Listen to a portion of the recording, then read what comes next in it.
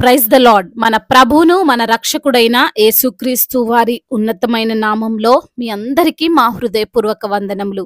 ఈ యొక్క ఆదరణ వాక్యము మీకు దీవెనకరంగా ఉందని నమ్ముతున్నాము. కనీసము ఈ వాక్యమును ఒక 10 మందికైనా షేర్ చేయగలరని దేవుని పెరట మనవి చేసుకుంటున్నాము. ఈరోజు దేవుని వాక్యము కాగా నీ దేవుడైన యెహోవాను జ్ఞాపకము చేసుకొనవలెను. ద్వితీయోపదేశ కాండము 8వ అధ్యాయము 18వ వచనము.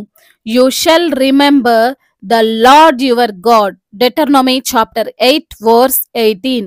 ఈ రోజుకు గాను దేవాతి దేవుడు మనకు అనుగ్రహించిన వాక్య భాగమును బట్టి ధ్యానించుకుందాము. ప్రభునందు ప్రియమైన సహోదరి సహోదరులారా, వాక్యము ఈ రోజున క్లియర్ గా తెలియపరుస్తుంది, నీవు దేవుణ్ణి జ్ఞాపకం చేసుకోవాలి అని. బహుశా మీరు అనొచ్చు, నా దేవుణ్ణి నేను మర్చిపోతేనే కదండి జ్ఞాపకం చేసుకోవడానికి. ఆయనకు ఎప్పుడూ ప్రార్థన చేస్తున్నాను, ఎప్పుడూ బైబిల్ చదువుతూనే ఉంటాను, అసలు దేవుని మాట లేనిదే ఒక్కరోజు కూడా గడవదు, ప్రతిరోజు దేవుణ్ణి నేను జ్ఞాపకం చేసుకుంటూనే ఉంటాను అని. అయితే దేవుడు చెబుతున్నది ఏంటి అంటే, నిన్ను ఆయన గొప్ప స్థానములోనికి తీసుకొని వెళ్తున్నాడు అని. దేవుడు నిన్ను ఆశీర్వదింపబోతున్నాడు అని. నీ భక్తిని చూసిన దేవుడు, నీ పరిశుద్ధతను చూసిన దేవుడు, నీ విశ్వాసమును చూసిన దేవుడు నిన్ను నీ పనిలో హెచ్చించబోతున్నాడు, నిన్ను నీ ఉద్యోగములో ఘనపరచబోతున్నాడు. నీవు ఏదైతే అనుకుంటున్నావో దానిని ఇవ్వబోతున్నాడు. నీవు కావాలి అనుకున్న వీసా, నీవు పొందుకోవాలి అనుకున్న గర్భఫలమును దేవుడు నీకు ఇవ్వబోతున్నాడు. నీకున్న బలహీనతను ఆయన తీసివేసి మంచి ఆరోగ్యమునిస్తున్నాడు. నీకు కలిగిన ఆర్థికపరమైన కష్టాలన్నీ, అప్పుల్ని ఆయన తీసివేయబోతున్నాడు. అయితే అవన్నీ వచ్చాక నీవు దేవుణ్ణి మర్చిపోతావేమో, నీవు ఆశీర్వదింపబడిన తరువాత ఆయన అద్భుతాలను మర్చిపోతావేమో అని దేవుడు ఈ వాక్యము ద్వారా నీకు ముందుగా జ్ఞాపకం చేస్తున్నాడు. నీవు అవన్నీ పొందుకున్న తర్వాత కూడా, నీవు అనుకున్నది జరిగిన తర్వాత కూడా, నీవు ఆశీర్వదింపబడిన తర్వాత కూడా ఆయనను గుర్తు పెట్టుకునే హృదయము నీకుండాలి అని ఈ యొక్క వాక్యము దేవాతి దేవుడు తెలియజేస్తున్నాడు. ఈ యొక్క మాటలు మనం చూసినట్లయితే, మోషే ఇజ్రాయేలీలతో కానాను ప్రవేశింపక ముందు మాట్లాడుతున్నటువంటి మాటలు ఇవి.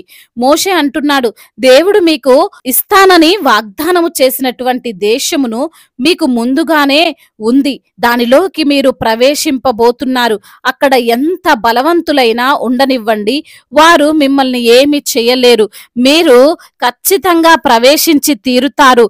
అయితే మీరు ఆ వాగ్దాన భూమిలోనికి వెళ్ళిన తర్వాత అక్కడ ఏ సమస్య లేకుండా జీవిస్తున్న తర్వాత మీరు ఇది మా వల్లనే జరిగింది, మాకున్న జ్ఞానం వల్లనే జరిగింది, మా శక్తి వల్లనే జరిగింది అని అనుకోవద్దు.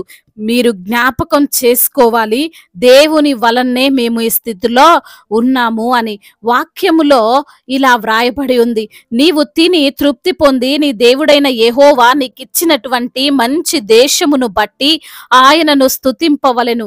నేడు నేను మీకు ఆజ్ఞాపించు ఆయన ఆజ్ఞలను, విధులను, కట్టడలను నీవు అనుసరింపక నీ దేవుడైన యెహోవాను మరచి కడుపార తిని మంచిగా ఇండ్లు కట్టించుకొని వాటిలో నివసింపగా నీవు దేవుణ్ణి మర్చిపోయే వ్యక్తిగా ఉండొద్దు అని. ఈ యొక్క మాటలు మోషే ఎందుకు చెప్పాడు అంటే, మనిషి స్వభావమే అలాంటిది కాబట్టి. చాలా మంది మేలులు పొందుకున్నాక దేవునికి ఇస్తాము అన్నది ఇవ్వరు, ఇచ్చే హృదయము వారిలో ఉండదు. ఎందుకు ఇవ్వాలిలే అని అనుకుంటారు, తర్వాత ఇవ్వచ్చులే అని అనుకుంటారు, తరువాత చేయొచ్చులే అని ఆలోచన చేస్తారు. దైవజనుల దగ్గర ప్రార్థన చేయించుకునేటప్పుడు మాత్రం, నాకు ఇది జరిగితే నేను తప్పక దేవుని పరిచర్యలో నా వంతుగా ఇది చేస్తాను, ఇది ఇస్తాను అని చెబుతారు. అది చిన్నదైనా పెద్దదైనా సమస్య కాదు, ఏదైతే ఇవ్వాలి అనుకుంటున్నావో దాన్ని ఇవ్వాలి, మర్చిపోవద్దు. అనేక మంది అలానే మర్చిపోయారు. అలాంటి వారు మరలా ఆశీర్వాదాలు చూడలేరు. అయితే ప్రియమైన సహోదరి సహోదరుడా, నీవు అలా ఉండొద్దు. నీకు దేవుడు మంచి శుభవార్త ఈరోజు చెబుతున్నాడు. నీవు అడిగినవి నేను ఇవ్వబోతున్నాను, వాటిని స్వీకరించడానికి రెడీగా ఉండు. నీవు ఏదైతే అడిగావో అది దేవుడు అతి త్వరలోనే నీ వాకిట ఉంచబోతున్నాడు. నీవు కోరుకున్నది నీకు ఇవ్వబోతున్నాడు. అందుకే ఈరోజు నీతో ఈ మాట దేవుడు చెబుతున్నాడు. నీవు అన్ని వచ్చాక, ఆశీర్వదింపబడ్డాక నీవు నన్ను మరచిపోవద్దు అని. నీవు అనుభవిస్తున్న సంపద వలన కావచ్చు, నీవు పొందుకోబోతున్న ఆరోగ్యం వలన కావచ్చు, నీ ఉద్యోగములో ఎదుగుదలను బట్టి, నీ వ్యాపారములో అభివృద్ధిని బట్టి ఆనందిస్తూ విశ్వాసములో దిగజారవద్దు. ప్రార్థన లేకుండా ఉండొద్దు. వాక్యాన్ని నిర్లక్ష్యం చేయొద్దు. అన్ని వచ్చాక అనేకులు మారినట్లు నీవు మారిపోవద్దు. ఈ లోక వ్యక్తి వలె నీవు ప్రవర్తించవద్దు. కాబట్టి ఈ మాటలు గుర్తుంచుకో. నిన్ను దేవుడు దీవించబోతున్నాడు కాబట్టే ఈ రోజున ఈ మాట చెప్పాడు అని గ్రహించి నీవు ఎప్పుడు నీకున్న దాన్ని బట్టి ఇది నా యేసయ్య ఇచ్చాడని జ్ఞాపకం చేసుకుంటూ ఆయన్నే స్తుతిస్తూ జీవించు. దేవుడు ఈ మాటలను దీవించి మన హృదయములో ఫలింపచేయునుగాక. వాక్య భాగమును బట్టి ప్రార్థించుకుందాము. ప్రతి ఒక్కరు కూడా ప్రార్థనలో ఏకీభవించగలరు. ప్రార్థన. మహాశక్తి సంపన్నుడా, కృపగలిగిన దేవా, దయాళుడా, దీర్ఘశాంతుడా, ఉన్నతుడా, సర్వోన్నతుడా, మమ్మల్ని ఆశీర్వదించడానికి నిశ్చయించుకున్న తండ్రి నీకు స్తోత్రాలు ప్రభువా. అవునయ్యా, మీరు ఆశీర్వాదం పొందుకోవడానికే మిమ్మల్ని నేను పిలిచి ఉన్నానంటున్నారు తండ్రి.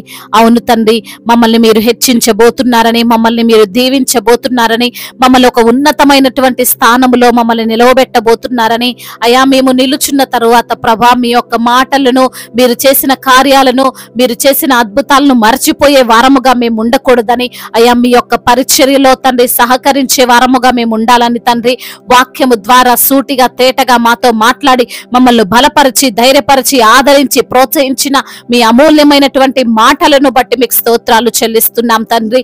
ఎందరైతే బిడ్డలు అనారోగ్యముతో బాధపడుతున్నారో ప్రతి బిడ్డను మీరు తాకండి. ఎటువంటి మరణకరమైనటువంటి రోగమునైనా యేసు రక్తములో కడిగి పరిశుద్ధపరిచి అయా మంచి ఆరోగ్యమును వారికి దయచేయమని ప్రభా, ప్రతి అపవాది అయా కార్యాలను యేసు నామములో లయపరచమని తండ్రి, బిడ్డలకు మీరే సంపూర్ణ స్వస్థతను దయచేయమని వేడుకుంటున్నాం ప్రభా. అదే విధంగా ఆర్థిక సమస్యలను కొట్టివేయండి. అప్పుల భారాల నుండి విడుదల దయచేయండి. అప్పు తీసుకునే వారిగా కాకుండా అప్పు ఇచ్చే బిడ్డలుగా వారిని ఆశీర్వదించండి. అదే విధంగా నా తండ్రి, ఈ అందరైతే బిడ్డల కుటుంబాల్లో శాంతి లేక, సమాధానం లేక జీవిస్తున్నారో వారికి శాంతిని, సమాధానాన్ని, నెమ్మదిని దయచేయండి అయ్యా.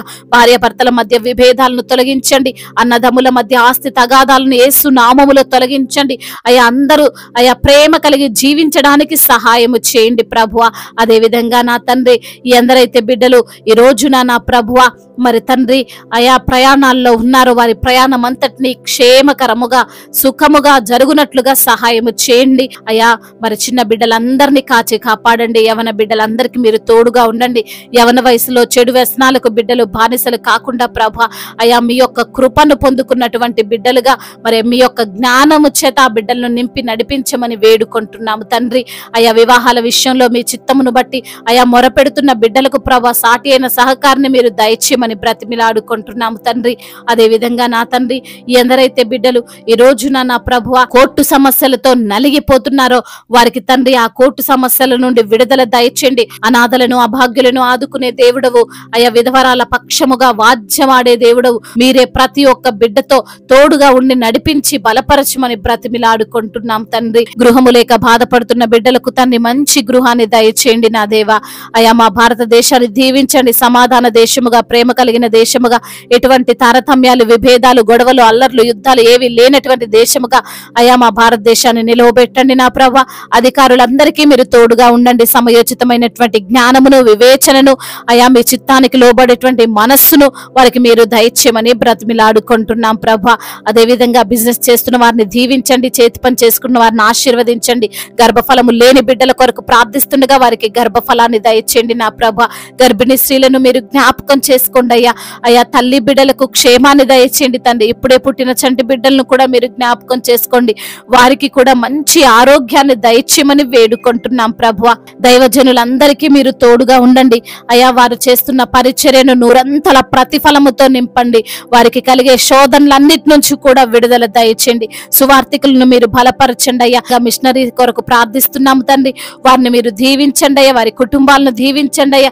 అయ్యా వారు చేస్తున్న ఆ పరిచర్యను తండ్రి నూరంతల ప్రతిఫలముతో నింపండి దేవా. ఇతర దేశాల్లో ఉంటున్న ప్రతి బిడ్డకు మీరు తోడై ఉండండి ప్రభా. మరి తండ్రి చెప్పుకోలేనటువంటి బాధతో విరిగి నలిగిన హృదయముతో ఎందరైతే బిడ్డలు మీ సన్నిధిలో మొరపెడుతున్నారు వారి మొరను మీరు ఆలకించి అయ్యా వారికి సమాధానమును అనుగ్రహించమని బ్రతిమిలాడుకుంటూ యేసుక్రీస్తు వారి ఉన్నతమైన నామంలో ఈ ప్రార్థనను అడిగి వేడుకొని పొందుకొని ఉన్నాము మా ప్రియ పరలోకపు తండ్రి. ఆమేన్. ఈ రోజు పెళ్లి రోజు మరియు పుట్టినరోజు జరుపుకున్న వారందరినీ దేవుడు దీవించి సకల మేలులతో ఆశీర్వాదాలతో కృపాక్షేమములతో దేవుడు మిమ్మల్ని నింపునుగాక. మీ యొక్క ప్రార్థన అవసరతలను మాకు తెలియజేయగలరు. మీ కొరకు మేము తప్పక ప్రార్థిస్తాము. మొదటిసారిగా మన యొక్క ఆదరణ వాక్యం చూస్తున్నట్లయితే తప్పకుండా సబ్స్క్రైబ్ చేసుకోగలరు.